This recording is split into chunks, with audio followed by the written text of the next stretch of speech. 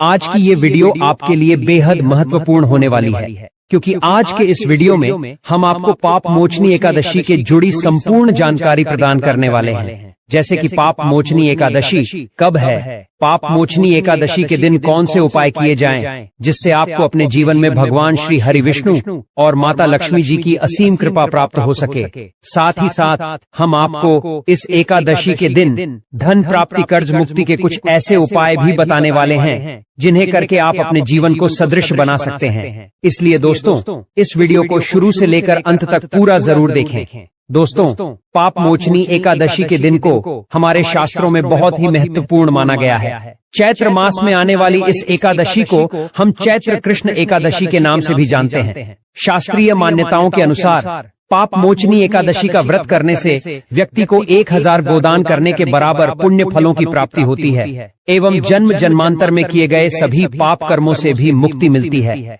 इस दिन किए जाने वाले पूजा पाठ एवं उपाय बहुत ही जल्दी फल प्रदान करने वाले होते हैं, जिससे जीवन में आर्थिक स्थिति सुधारने में मदद मिलती है। आज हम आपको बताने वाले हैं साल की सबसे बड़ी एकादशी का अत्यंत ही शुभ एवं मंगलकारी दिन कब पड़ने जा रहे हैं। शास्त्रों में ऐसी मान्यता है कि इस दिन भगवान श्री हरि विष्णु जी की पूजा अर्चना करने से एवं सिर्फ ये एक विशेष उपाय करने से व्यक्ति पूरे जीवन धन दौलत आरोग्य से परिपूर्ण रहते हैं। तो चलिए दोस्तों, जानते हैं पाप मोचनी एकादशी 24 या 25 मार्च किस दिन मनाई जाएगी। क्योंकि इस दिन एकादशी 2 दिन मनाई जाएगी, तो आपको किस दिन इस एकादशी का व्रत रखना है, साथ ही इस दिन आपको कौन सी चीजें खानी है एवं भगवान को वो कौन सी चीज का आपको भोग लगाना है, जिससे आपको भगवान श्री हरि विष्णु और माता लक्ष्मी जी की कृपा, उनका आशीर्वाद प्राप्त हो सके। साथ ही आप ये भी जानेंगे कि एकादशी तिथि का पारण किस दिन किया जाएगा। एकादशी की कथा एवं संपूर्ण पूजा विधि आपको इस वीडियो के माध्यम से प्रदान की जाएगी।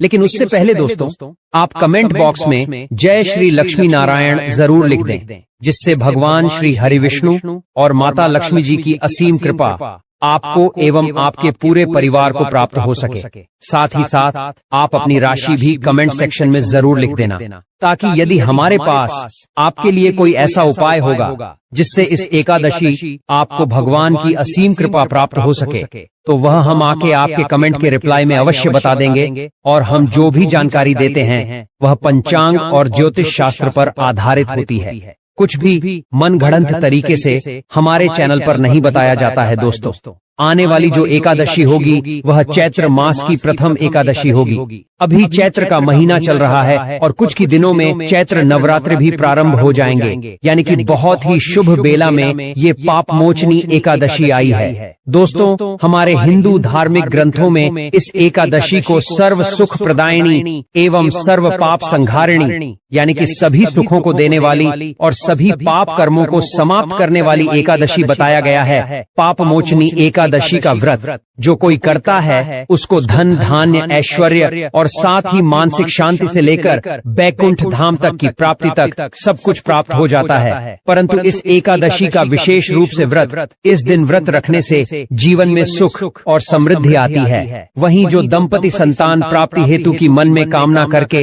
इस व्रत को धारण करते हैं, उन्हें भगवान श्री कृष्ण के ही समान यशस्वी तेजस्वी पुत्र की प्राप्ति होती है। दोस्तों, पाप मोचनी एकादशी साल एक बार ही आती है, इसीलिए अवश्य ही आपको इस एकादशी का व्रत करना चाहिए, भगवान की पूजा करनी चाहिए। और एक विशेष उपाय जो कि हम आपको अभी वीडियो में बताने जा रहे हैं, इसे आपको अवश्य रूप से करना ही चाहिए और कथा सुननी चाहिए। तो चलिए दोस्तों, अब हम जानते हैं कि पाप मोचनी एकादशी किस दिन मनाई जाएगी। पंचांग के अनुसार एकादशी तिथि का आरंभ 25 मार्च 2025 को सुबह 5:05 पर होगा और इसका समापन 26 मार्च 2025 को सुबह 3:35 पर होगा। व्रत का पारण उपवास समाप्त करने का शुभ समय 26 मार्च 2025 को दोपहर 1:41 से लेकर शाम 4:08 तक रहेगा। दोस्तों, तो चलिए दोस्तों, अब हम जानते हैं कि पाप मोचनी एकादशी की पूजा आपको कैसे करनी है, पूजन का शुभ मुहूर्त क्या रहने वाला है और पारण का समय क्या है और कब करना है। ये सभी चीजें एक एक कर हम जानने वाले हैं। देखिए दोस्तों, सर्वप्रथम आप इस पाप मोचनी एकादशी के दिन सूर्योदय से पहले जाग जाएं, यानी कि ब्रह्म मुहूर्त में आपको इस दिन जाग जाना है। फिर स्नान आदि करके भगवान भास्कर को आप एक लोटा जल समर्पित कर दीजिए और आपका जो पूजा स्थल है वहां बैठकर सबसे पहले व्रत का संकल्प कीजिए। संकल्प करने के लिए अपने सीधे हाथ में जल लीजिए और द्रव्य के रूप में कम से कम 1 रुपए अधिक जो भी आप रखना चाहते हैं आप रख सकते हैं। फिर 3 बार बोलिए ओम श्री विष्णु, ओम श्री विष्णु, ओम श्री विष्णु। फिर अपना नाम, अपना गोत्र, जिस स्थान पर बैठकर आप संकल्प कर रहे हैं वहां का मकान नंबर, फ्लैट नंबर जो भी हो अपने हिसाब के ले लें। फिर अपने क्षेत्र का नाम, शहर का नाम। इतना बोलने के बाद चैत्र मास के कृष्ण पक्ष की एकादशी अपनी मनोकामना बोल के कामना की पूर्ति के लिए अर्थात धन धान्य के लिए या संतान के सुखी जीवन के लिए या और भी यदि आपकी कोई मनोकामना है उसके पूर्ति के लिए भी आप इस व्रत का संकल्प ले सकते हैं। मतलब आपको अपनी मनोकामना मन ही मन भगवान को बता देनी है और जल आप भगवान के चरणों में अर्पित कर दीजिए, भगवान को नमस्कार कीजिए। अब आप भगवान की पूजन करेंगे। एक कोई सा भी फल जो कटा हुआ ना हो, मतलब अखंड फल जैसे सेब, नारियल जो भी आपके पास उपलब्ध हो उसे बिना काटे उसको गंगा जल से शुद्ध करके उसमें थोड़ा गंगा जल मिला लीजिए। भगवान श्री हरि की किसी भी रूप की एक तस्वीर आपके पास होनी चाहिए या प्रतिमा है तो प्रतिमा रख लीजिए। साथ ही यदि मौली, पान सुपारी, लौंग, इलायची, पान का पत्ता अगर हो तो उत्तम रहेगा।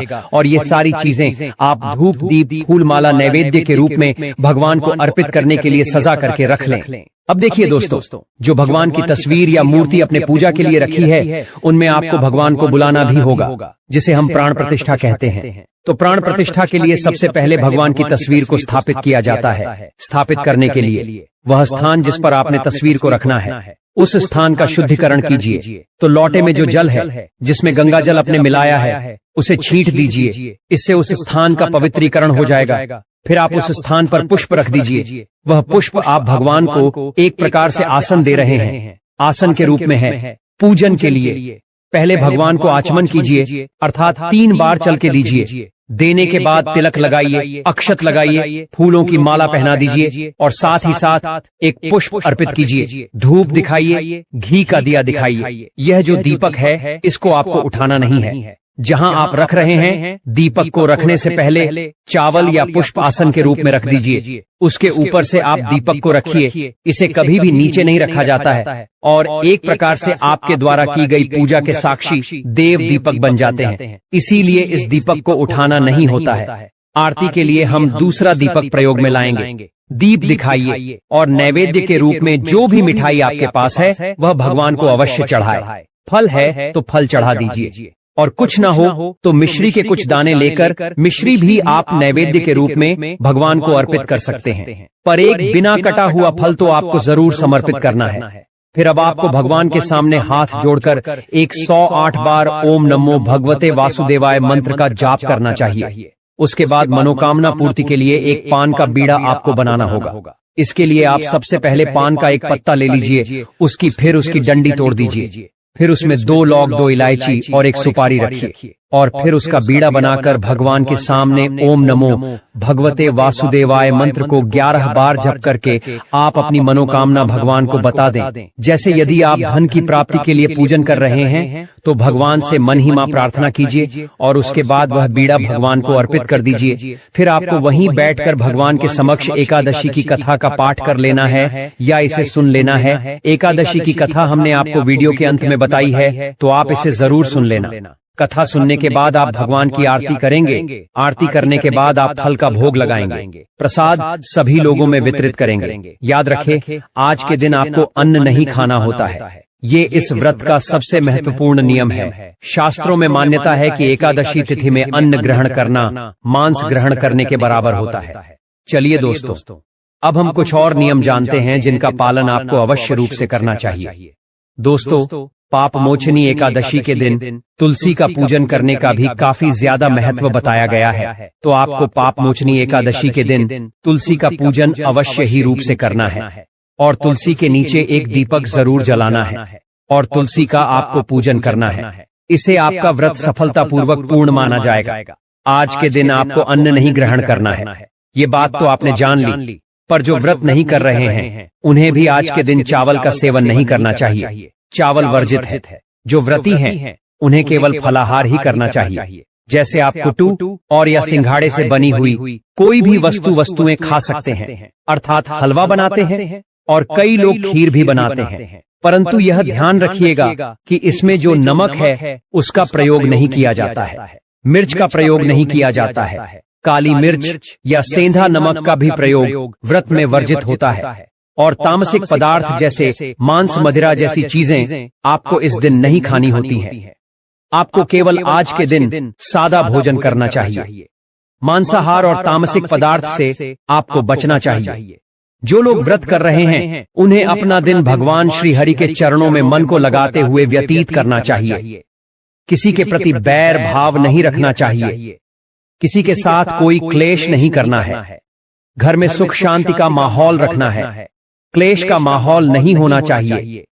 किसी को अपशब्द नहीं खाने हैं। किसी के साथ द्वेष की भावना नहीं रखती है और शालीनता के साथ दिन को भगवान का भजन कीर्तन करके दिन व्यतीत करेंगे, क्योंकि भगवान श्री हरि को कीर्तन बड़ा प्रिय है। जो कीर्तन करते हैं भगवान की उन पर कृपा बरसती है। इसके साथ ही दोस्तों, इस एकादशी विशेषकर ब्रह्मचर्य का पालन करना चाहिए। ब्रह्मचर्य दशमी तिथि अर्थात जब भी आप व्रत कर रहे हैं ब्रह्मचर्य का आपको संकल्प अवश्य रूप से पालन करना चाहिए। और ब्रह्मचर्य का पालन तब तक होगा जब तक कि आप व्रत का पारण नहीं कर लेते हैं। हम सभी एकादशी में बताते हैं आपको कि यह जो नियम है यह आवश्यक नियम है। जो दाम्पत्य जीवन में है, शादीशुदा है, उन सभी को भी इसका ध्यान रखना चाहिए कि आप ब्रह्मचर्य का पालन करते हुए इस व्रत को पूर्ण करें। इसका नियम बना रहना चाहिए। इस प्रकार से अगले दिन पारण के लिए आपको सूर्योदय से पहले उठना चाहिए। साथ ही बात करेंगे कि पारण की विधि क्या है और पारण वाले दिन आपको क्या करना है। जहाँ है उसको भगवान सूर्य को अर्पित करें। भगवान को आप एक लोटा जल में आप लाल पुष्प पीले अक्षत अर्पित कीजिए। फिर 3 बार जल भगवान के ऊपर छींट दीजिए। जल छींटने के बाद भगवान को तिलक लगाइए। तिलक लगाकर अक्षत लगाइए, फूलों की माला पहनाएं, धूप दिखाइए और दीप दिखाइए। दीप दिखाने के बाद भगवान को नैवेद्य के रूप में आज आपको काले तिल से बनी हुई कोई मिठाई या लड्डू आदि अर्पित करना चाहिए। काला तिल ना हो तो आप सफेद तेल से बना हुआ अभी अर्पित कर सकते हैं।